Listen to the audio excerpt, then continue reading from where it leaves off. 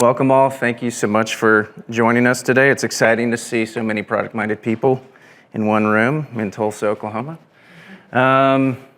So I don't want to start with a downer. I know that's probably what you're thinking when you see this, but I think it's important to break frame because in my experience, a lot of people working with new ideas in the greenfield space, they don't take the time to acknowledge this. I think it certainly doesn't help them on their journey, especially in the beginning, to have to acknowledge the hard reality that what they're trying to do is incredibly vulnerable in those early moments. Working with Dan, he does a really good job of sometimes we'll be in a room wrestling with ideas, and he'll take time to stop the conversation and point out what we're doing here is really hard. It's really risky. Sometimes scary, right? And I think it's okay to acknowledge that. And I think it's very important that you acknowledge that in the early goings of a new idea. And that's kind of the whole point of a product vision, is to help make your idea less vulnerable, because it's going to be met with plenty of different challenges and tests along the way. And a lot of these are probably going to be familiar to anyone who's ever tried to take a product to market. As Dan pointed out, more products are conceived of than ever actually meet daylight. Not because they necessarily lacked merit or because it was a bad idea. Some of you are probably familiar with the phrase, good ideas are a dime a dozen. Most of them fail in execution. So there's plenty of great ideas out there, but they have to run this gauntlet of tests. And a lot of times they're doing so without the benefit of a really clear vision statement, something that helps people understand, here's why we're doing this, here's the impact it's going to create in the world, here's why you should care. And so all of these tests, that I've kind of outlined along the bottom here, from original conception of the idea, getting that early support, all the way to getting out into the world and trying to find market fit, can quickly turn into fail points without a really good vision that helps align people and rally them behind your idea. Any of these moments are opportunities for the idea to lose steam. Certainly more so in the beginning, but even in the latter stages of trying to get something developed and deployed out in the world, there's plenty of moments where ideas can die on the vine if you don't maintain that focus and that enthusiasm. Couple that with the fact that we live in a world where the context is attention spans that are constantly being bombarded by competing demands. Innovation cycles in this day and age, especially in the digital space, are incredibly fast. New entrants into your domain almost on a daily basis. And more so lately, budgets that are becoming harder to win and maybe offer you less runway to get these ideas out into the world. How do you protect yourself from all of these difficulties? Especially knowing that this idea you have is going to be met by an indifferent and inhospitable world. And so the idea of a product vision is to really nurture and protect it so that you can get it out into the world. The idea is you have to help it survive long enough to prove itself. And so there's a couple different ways that a product vision helps you accomplish that. First is leveraging the expertise and diverse perspectives of your team. There's no such thing as a lone genius. I know that's probably a popular lore, but the reality is you go much further with a team than you go alone. And it's going to be very critical that you find a team to rally around this idea with you. And in doing so, in finding collaborators on this journey, you're also going to generate buy-in and enthusiasm from them, because then it's not just your idea, it's their idea. This idea of co-authorship can be very powerful, and it's very important that you get as many people supporting this as quickly as you can, especially in the early going. And then finally, it gives you the story that Dan mentioned. A product vision has to be sticky. If you can't share this idea in a way that's easily memorable and repeatable, it has no virality. It's hard to get it to spread like wildfire, and that's exactly what you need when you're trying to get support, especially in the early goings. So the question before we get into the how is when. I would like to say this is a common question we get. We actually never get this question, and I wish we did. Most people never think to ask, when is the right time? And I think our default answer is almost always sooner than you think. People think that they have to have all of their ducks in a row. And part of that is probably an artifact of the corporate space. You know, you work in a large team, you have people that you're trying to impress, you're trying to appear responsible and accountable. You don't want to seem flippant or reckless with how you're leveraging the resources of your team or the budget. And so you feel like you have to have everything figured out before you bring this idea to anyone else. And what you're doing by taking that approach is effectively delaying really important conversations that need to happen early on, because the quicker you can get other people around the idea to beat it up, to help you identify your blind spots, to help improve the idea itself, the more likely you are then to get momentum behind it. And so sooner is always better than later. And so the idea here is we want to lower the barrier, kind of building off of the last point I made. A lot of people feel like, well, I really need to have questions answered. I really need to understand, what the market will bear before I try and get, people interested in this idea. The reality is we want to actually lower the barrier, not raise it. And that's not, I want to acknowledge getting an entire room of people into a room for an entire day.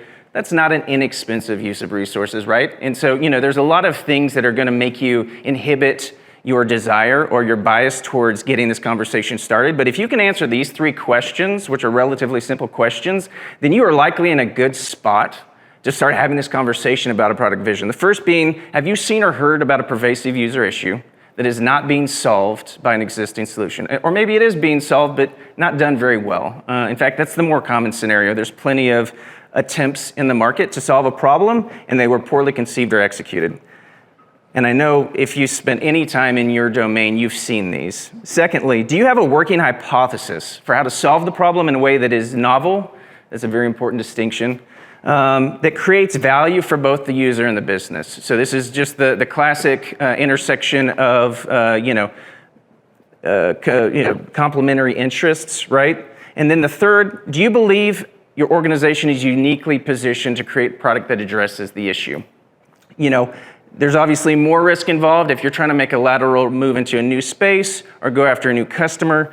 But if you feel like your organization is uniquely situated, either by way of infrastructure, IP, domain expertise, whatever the case may be, if you can answer yes to these 3 questions, you're probably in a great spot to start having this conversation. And before I hand it over to Ashley to talk specifically about what this one-day workshop looks like, just wanted to help you understand why a one-day workshop. There's a lot of different ways you could tackle this. Why are we proposing a one-day format?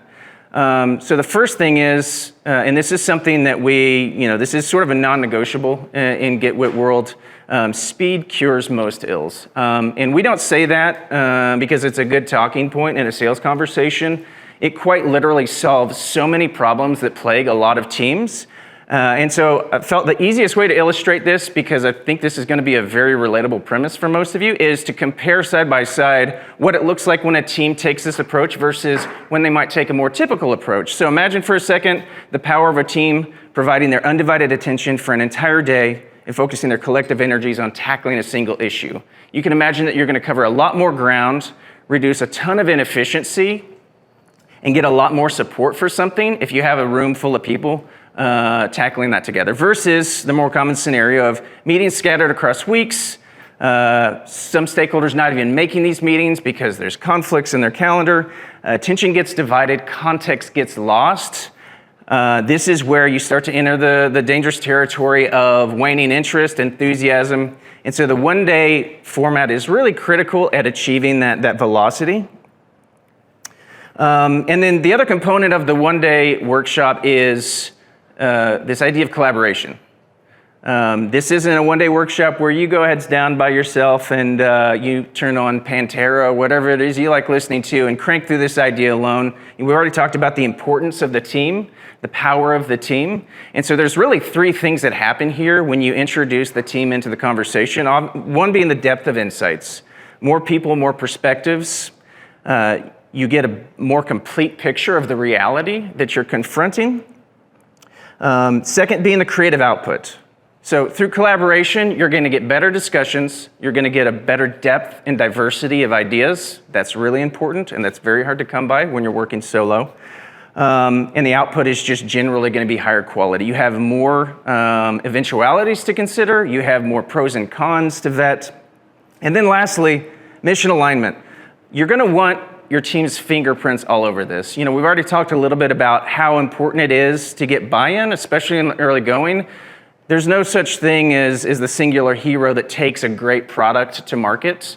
And the sooner you can get your team involved, it goes from being a my to a we, and that's really important here. And lastly, the structure of the workshop itself. What does that look like? It's really a 3-part act. And Ashley's going to go into detail on each one of these, but I wanted to help you understand what the arc of this day would look like. Starts out with a journey.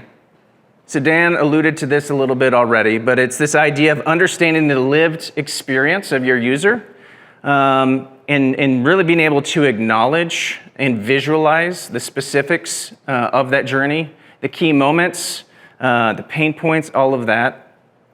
And then the second part, pivoting into this idea of transformation. So you're not going to come out of this workshop with a product specification. You're not even really going to come out of this workshop with a high fidelity concept of everything this product will and will not be. You're going to focus more on the new reality that you're trying to create. And so this is a very fun conversation to have, especially for people who don't get to spend a lot of time in a creative mind space.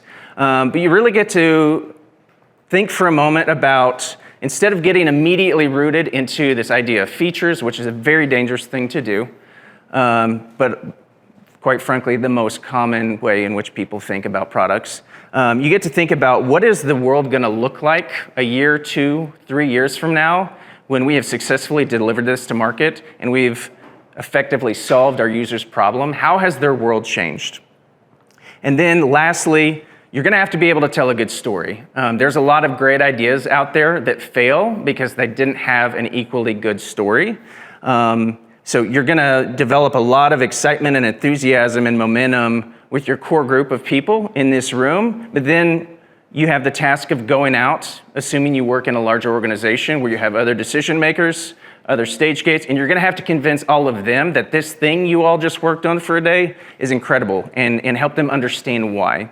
And so the last part is obviously helping you craft the actual narrative that then you're going to take to get, whether that's investors, because we deal with everyone from startup founders to enterprise organizations looking to move into new spaces. So obviously the gauntlet's going to look a little bit different for each person, but in every one of those scenarios, you're trying to tell a compelling story. And so helping you craft that story is how we round out this workshop. And so without further ado, because I know you all came here to actually learn something today, I'd like to introduce my colleague, Ashley. Thanks. Okay. Do you know if this works? Cool. Okay. So we're going to dig into the details of how exactly to run this workshop. Now, a ton of thought and preparation went into the specific exercises and how we move from identifying our users, what we're going to do, all the way through kind of what does that final product vision look like. So I'm going to walk through each of these individually. But before I do that, I don't want to glaze over how important it is to prepare for this workshop. I've seen workshops that are great in theory kind of flounder because lack of preparation. And it really stinks when that happens because, like Trevor mentioned, a lot of people are taking time out of their day to be here and contribute and collaborate. And so without proper preparation, you don't get where you need to go. So first things first, who should be invited? So we recommend about 3 to 6 individuals in this vision session. Kind of the 3 core individuals you need. You're of course going to need the facilitator. Now, as I talk through this, I'm going to kind of be pretending like y'all will be the facilitator. You may not necessarily be the facilitator in your vision workshop. You may be the visionary or even the decider, but for the sake of today's conversation, that's how we're going to present it.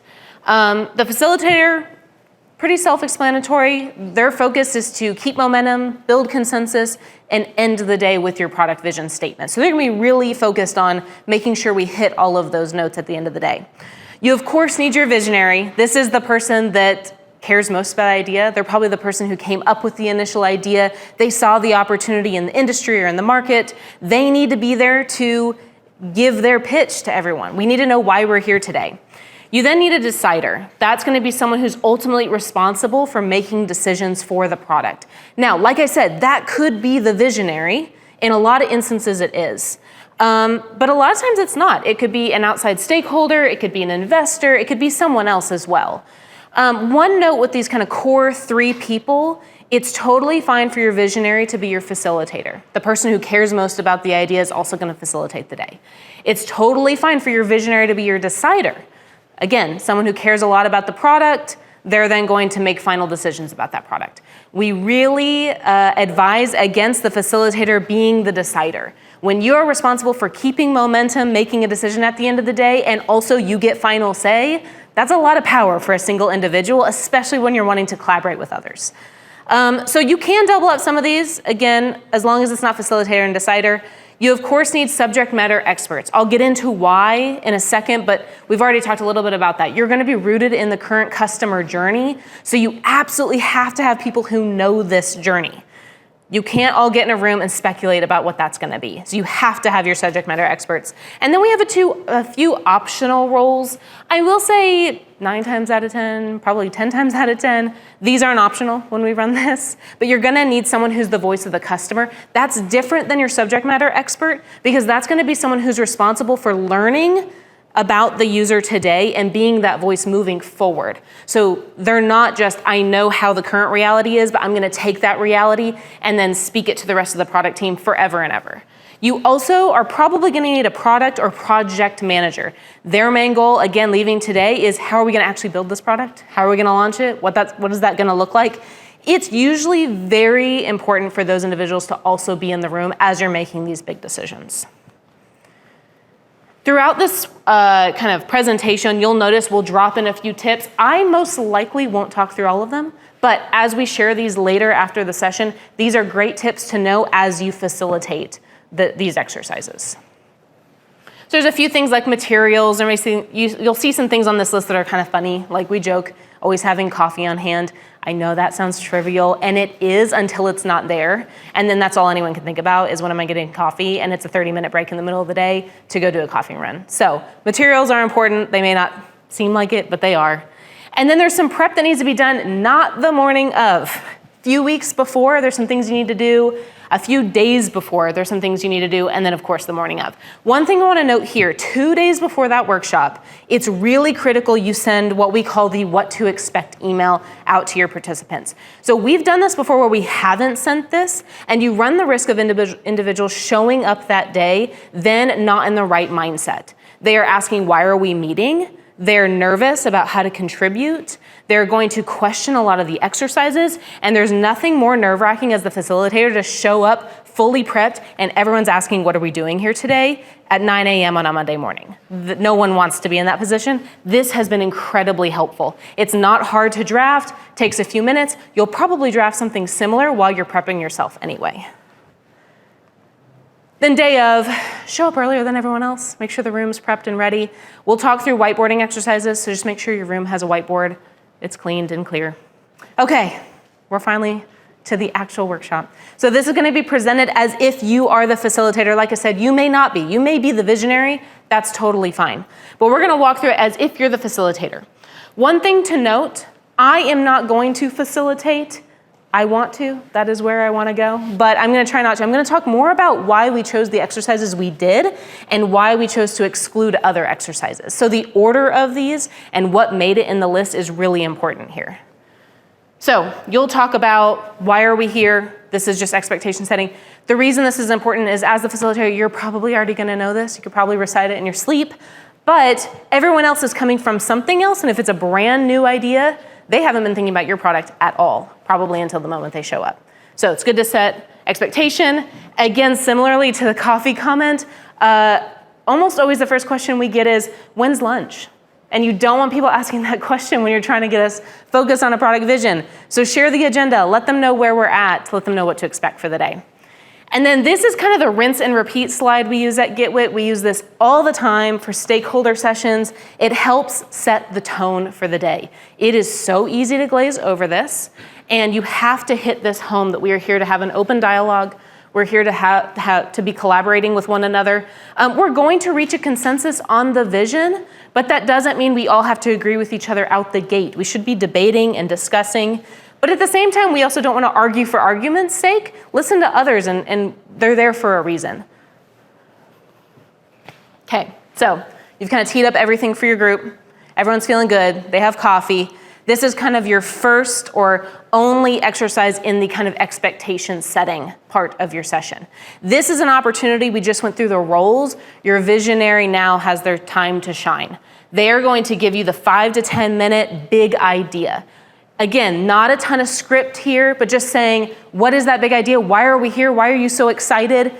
Let everyone know what that is, and then collectively fill out this worksheet. Now, I will say it's super easy to get lost here out the gate. It's your first exercise of the day. Lower the barrier. It does not need to be that big of a deal. The whole goal of this exercise is to get on the same page so that everyone feels like moving forward, they have the same baseline understanding of the product and the opportunity. It's really hard for someone to contribute if they don't feel like they have the same knowledge as other people in the room. So this is an opportunity to get on the same page.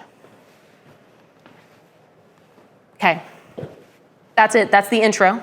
We're gonna now move into the journey. So now on part 2 of your workshop. So we have the journey broken down into multiple different things, but we've referenced journey a few times now. So I want to take a moment to acknowledge why we're saying journey and nothing else. A lot of times when we talk about what is our user's experience, what are they currently experiencing in their life, day in the life, this is not something you can pull up a Google Doc and just write through, because the visualization piece is what makes or breaks this. Not only for the sake of the exercises, because we have exercises that really refer to this map, but ultimately it helps us spot holes in our understanding. It helps us identify users really quickly up on the board. It helps us zoom in and out of moments in the experience without getting disoriented as a team. It's really hard to have that same flexibility as you're talking if you're walking through a Google Doc or a presentation or even just chatting about it casually. So you have to map. That's kind of our one big thing.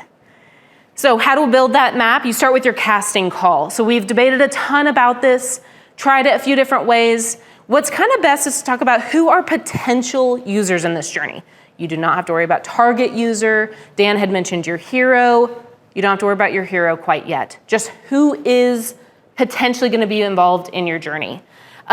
Keep this still very low barrier. You can go back and add people later, and that's totally fine. From there, you then need to kind of bookend the experience of your journey map. So you're going to start with your bookend at your end goal. Now, one thing I want to make note of here is you'll see the question we have, how does this team create value in the world?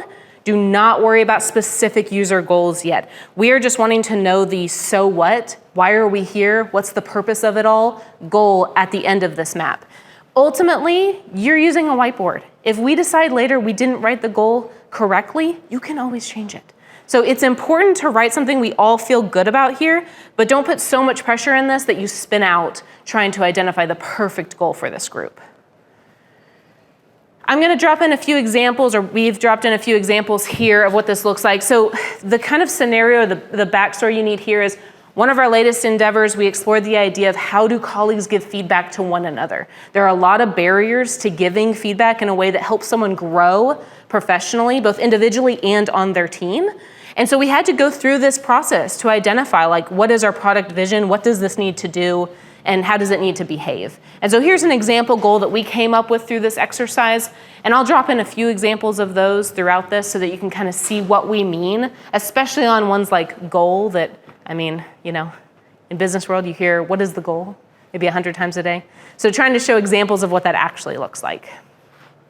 Okay, so I mentioned bookending. We had the end goal, but now you got to focus on your opening scene.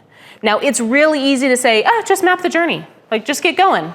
And yeah, you could, but we've seen a ton of problems here when we don't have the right opening scene. So if you start your opening scene way too late, you're going to miss out on a ton of opportunity for your product to address problems for your users.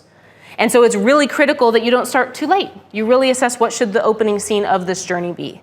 And then the other problem is if your opening scene starts too early, which to be honest, that's usually what we see, It's not a catastrophic issue to run into, but it is a potential waste of time, or we're spending time that we only have a single day. We're spending time in areas that don't ultimately impact the product, or areas that our product would never really address. So it's important to kind of go back and forth and decide what our opening scene of this journey should be, because our journey map is only going to be about 15 to 20 steps. So this is a lot easier said than done. If you Google user journey maps, you're going to see really pretty maps that seem deceptively simple. Whenever you actually do this, there's a ton of back and forth, a ton of debate. You're erasing things, crossing things out. You may get lost on a tangent or two. That's fine. That's why the facilitator's there. But it's really critical to balance between not getting so detailed you get lost. You may be working with complex problems and complex spaces, but your journey map should not be complicated. The goal is to get on the same page. It be something that we all understand. It shouldn't be something that's like, man, that looks really impressive. No one can decipher it, but it looks really good and they did a good job. Ultimately, people need to be able to reference this later. The other problem is you can't be too general or generic with it either. If you're just worried about getting those 15 steps, let's just crank them out, let's get them over with. The problem is you're gonna miss a lot of opportunities for your product. So getting into the details is important. You're gonna rely really heavily on your subject matter experts here. So use them. That's honestly why they're here today. This is their time to shine. So I said it may not look pretty. Here's proof. It doesn't look pretty. This is often what they look like. For the sake of readability, a lot of times we'll turn them into digital versions just because you don't want to be subject to someone's terrible whiteboard writing, which that was mine, so I can say that. But it's hard to read this, but it really shows all the decisions we made. If you were to zoom into this map, you see areas we circled, we highlighted, we X'd out, we have sticky notes of things we would change or the questions that we had. So it's meant to be messy, that's the point. But at the end of the session or the journey mapping, you should all know the experience that your users are going on.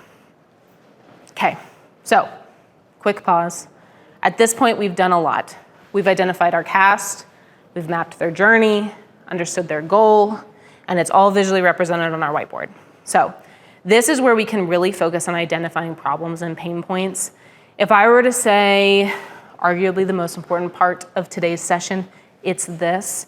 Do not breeze through this. It's really, really important for us to go back to that map, identify what it is that our users are struggling with, and call those out. So this exercise is geared towards everyone having some time to individually write down what they heard, what they saw, what they're wondering about, and write them as obstacles or issues. We refer to them as pain points 9 times out of 10.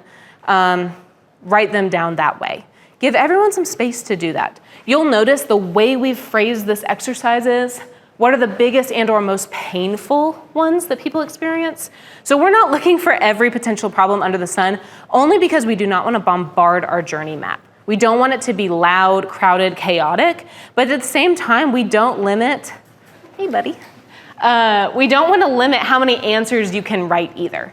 So if you truly feel like there are 15 different problems that are really painful for our users, we don't want to limit people to any specific number right now. So once you've done that, everyone has written that down individually, it's time to now map your issues. So I referenced this earlier, having a visual map makes this incredibly easy. You're gonna go around the room and talk through these things. Now, what for me, I would say is my biggest aha moment of these days is right here. I love this part. When we go around the room and everyone individually puts their obstacles up on the board, you start to see hotspots along your journey map. You're gonna see areas that are incredibly painful. You're gonna see areas that are painful that maybe you didn't expect. I'm always surprised at how many times, for example, we say, oh, step 5 is gonna be our opportunity for our product. That's how we start the day, for sure, step 5. That's really painful for people. Once you map the obstacles, you're gonna see step 1 to 2 is actually the root problem. And step 5 is really a symptom of the problem that happened much earlier on. And if we can solve it in step 1 to step 2, we don't even have to worry about step 5. Step 5 obstacle doesn't even exist anymore. And those are the best aha moments together, and visually mapping your journey makes that possible. Yeah. When you're mapping out the journey, is it particularly what the user is doing with the product, or is it how the product operates over time Oh, that is a great question. So this journey map, and I should have focused on that more at the beginning, it is your user's current state. So you can even ignore the product. If there is no product that exists, no product should be on your map.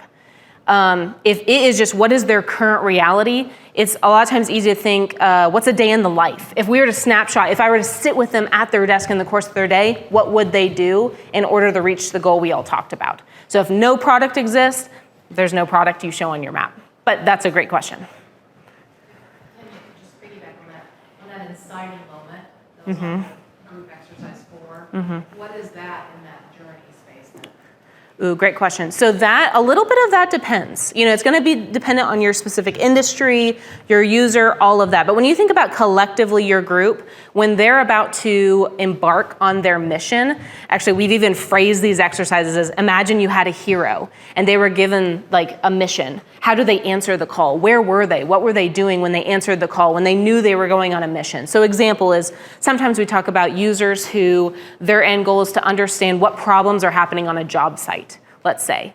Well, we're gonna start their inciting moment with, well, how do they start their day? They come into their day, it's 6 a.m., they sit down at their desk, and they're just gonna do a casual review. It's almost before the incident happens, kind of where were they? So that's kind of a hard, like I just say it depends, but it really kind of does depend on your user, but it's good to have a snapshot of right before they embark on their mission. Anything y'all wanna add to that? Cool. Okay, so earlier we talked about your cast of characters. That was very low barrier to create your cast, but now it's time to choose your target user. The reason we have this happening so much later is because now you are equipped with a lot more information about who your people are, what problems they run into, what is their experience. And so you're gonna use this to influence who your target user is. Now, kind of a cheat sheet way to do this is, what user has the most sticky notes? You could start there. It's probably not gonna be the only qualification to decide, but that's gonna be, something that's gonna point you to a specific person. If there's someone you're looking at on this map who has a lot of problems, a lot of issues, maybe they're a bottleneck, maybe they're experiencing a ton of pain, that may be your target user. You of course have to think about some other things as well. The way we've phrased this prompt specifically is who has the most to gain by finding a better way. So just because someone's experiencing a lot of pain, to be honest, we've run into situations where people are like, yeah, that's inefficient, but it works. It doesn't bother me. I don't really have any incentive to do it better or different. Now, that doesn't mean we don't challenge that, but I'm just saying it's good to consider that when choosing your target user. Okay, you've chosen your target user, your goal, your journey map, your problems, pain points, but now you need to further characterize your target user. And I'll show an example of this in a second, but a lot of times you're just gonna say someone like manager. That's totally fine for the sake of the journey map and your first step. But if you're gonna then use that target user to make all future decisions about your product, you have to better understand them. It helps to better empathize with them just collectively as a group as we fill out the prompts and the exercises later. But then it also helps the product team make decisions about what the product is going to be and how it's gonna work because they better understand this person. In an earlier version, we talked about rounding out your character. And you talk about flat characters in stories and round characters. You need to really round out that character so we can empathize with them. Now the prompts specifically, we have kind of an optional 2 or 3. Depending on if you're in a B2B or B2C, you may ask that prompt a little bit differently. So here's an example we have of this. Now, mid-level manager, totally fine for your cast of characters. That's fine. You're gonna map your journey. But if you're gonna choose that mid-level manager as your target user, you have to go through these prompts to better understand who they are, what motivates them, what keeps them up at night, what are they worried about, and then basically what gets them praise or what are they most excited about. Okay, lunch break from here. So, as a facilitator, you've gone through a lot at this point. We've rooted in the user journey. Now the lunch break is actually kind of a strategic moment to take a break. It allows everyone to reset a little bit. We've done a lot of deep diving into the now and the why behind our product. So now we're gonna kind of turn our sights over to the what and the how of the product. So when everyone comes back, you're gonna then reference your journey map again. So we're spending a lot of time in front of the whiteboard. That's on purpose. People should be out of their seats probably as much as they're sitting in them. referencing and debating that journey map. So from here, you're gonna vote on it. It's really important. We do dot voting exercises. You can read kind of through the specifics of that, but it's really easy, especially if you're gonna have a decider in the room or the visionary in the room, to have the loudest person in the room kind of have their idea be the one everyone chooses just because they're the loudest and most passionate about it.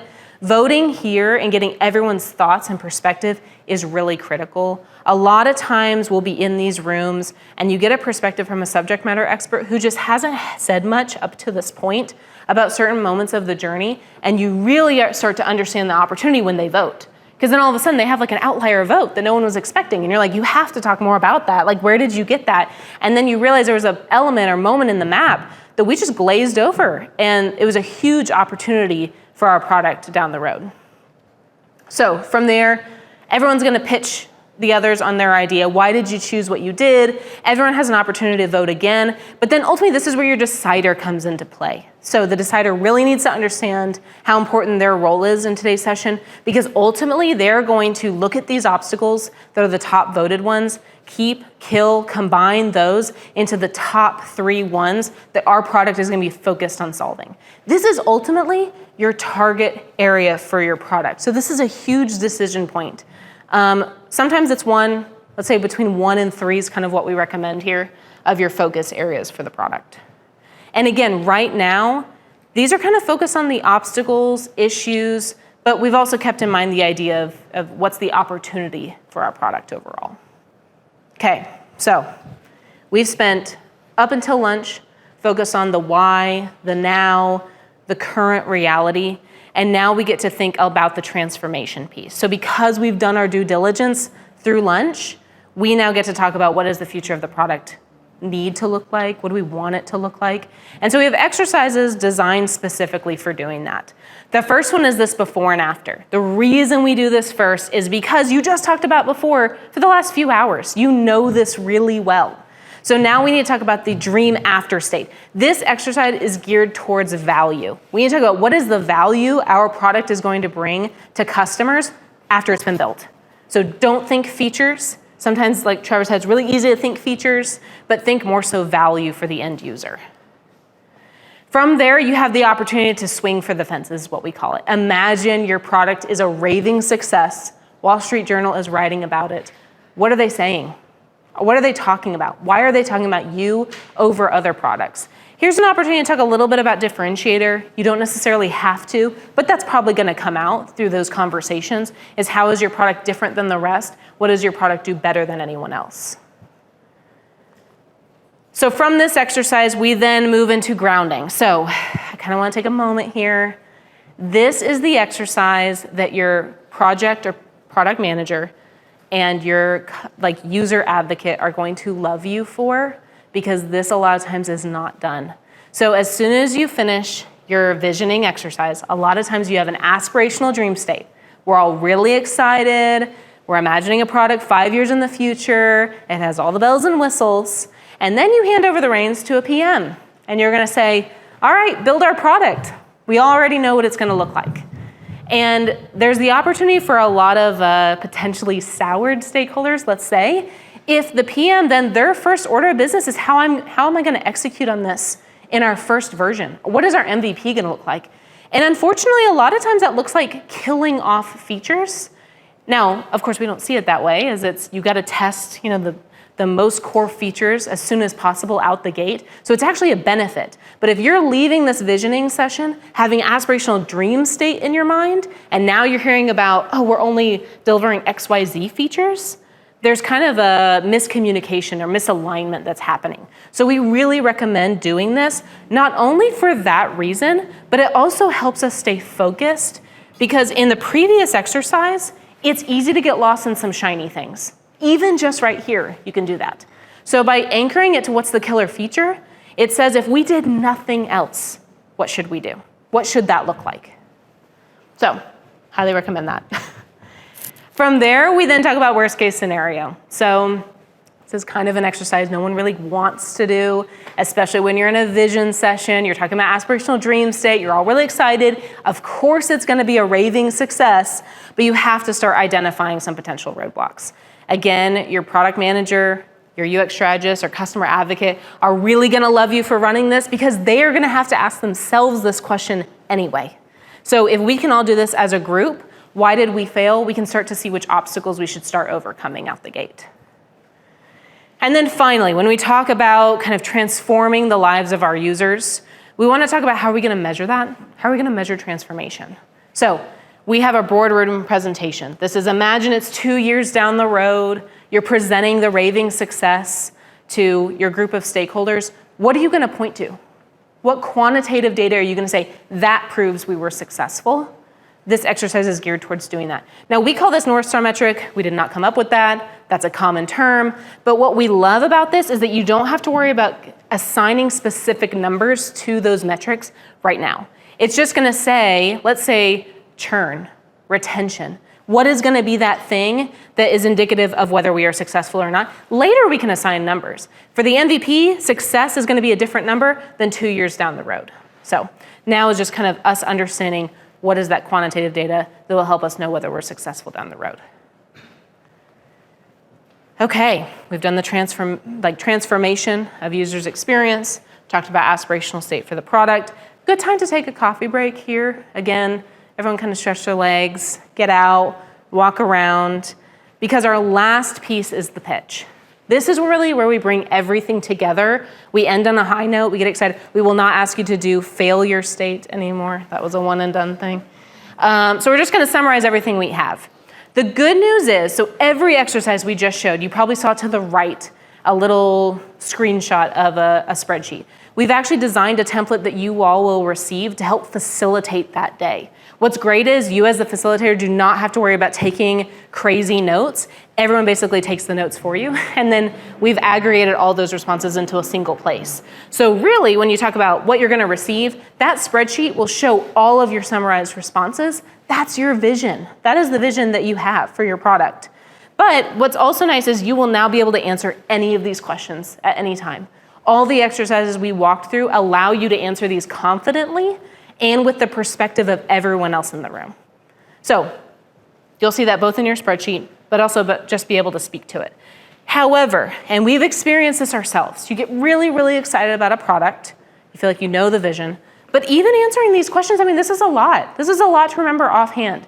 If you're gonna talk about an elevator pitch, someone's gonna ask you in passing, what is your product? Your team wants to kind of jog our memory, get excited about the product. You're not gonna walk through a 3-sentence vision to do that. I mean, you want to kind of instill excitement with the team. So our last exercise is what we call our project mantra. So the idea here is, this is our motto, our battle cry. It's what are we all centered around and focused on doing moving forward. This is the most fun exercise to do. You don't have to worry about everyone knowing exactly what that means, but it should be the essence or kind of the soul of your vision. So this is used both internally with your teams. You can use it with other people to jog your memory and kind of put you right back into why do we exist? What are we here for? The example I talked about earlier with the feedback tool, our motto was free the feedback. When you see that, and you may not exactly know what that means, it's only 3 words, but I could tell you just by reading that, I could go on about a 3-minute spiel about why that exists, why we created that. But basically the high level was, we're not here to generate feedback, we're not here to create feedback. Everyone has feedback about, y'all have feedback about me right now in this moment. Everyone has feedback that they're sitting on, and it's just, we need to create a product that allows them to free that feedback, which means our product needs to be focused on lowering the barrier for people to give feedback, not try to get people to think of feedback. They already have it. They just need a way to deliver it without all the social, political, emotional risks that are associated with it. So that's how we use our mantra. To be honest, like this example, this is the thing we said to each other in the hallway. Every time we started a project meeting, say, free the feedback. That's what we're doing here today. And everyone knows that. That's the thing you can keep on hand at any time. So that's it. At that point, you have your spreadsheet with all your summarization of all your answers. You've gone through multiple different exercises to ultimately get to your product vision. And so now you kind of have everything you need. So before we kind of wrap up, I'm going to hand it back over to Trevor.